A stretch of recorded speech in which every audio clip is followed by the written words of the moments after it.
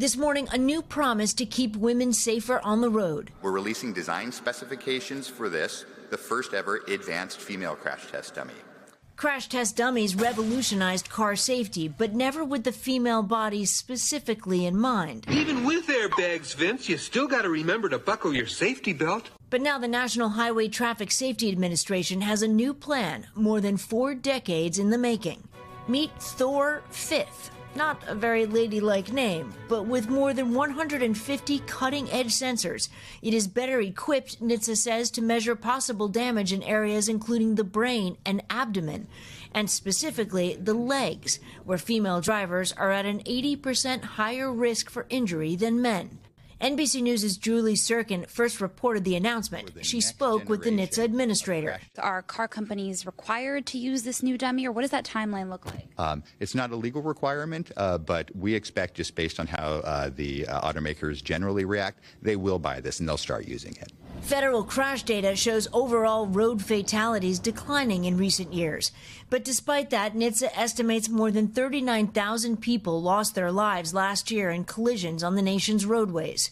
Maria Weston Kuhn has been working toward this moment ever since she and her mother were in a head-on car crash 6 years ago. The injuries that we suffered were not unique.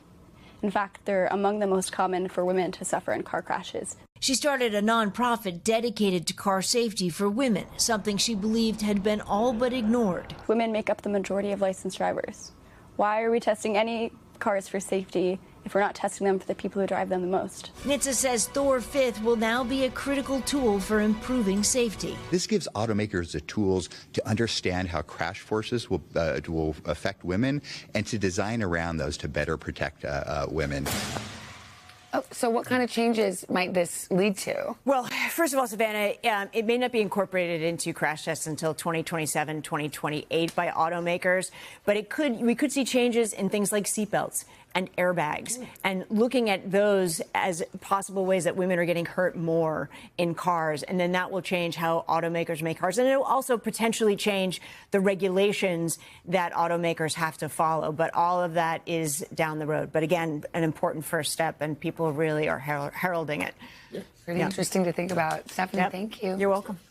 Hey, thanks for watching. And don't forget, you can catch the Today Show every morning on NBC or take Today when you're on the go. Just follow the Today podcast on Apple Podcasts, Spotify, or wherever you listen.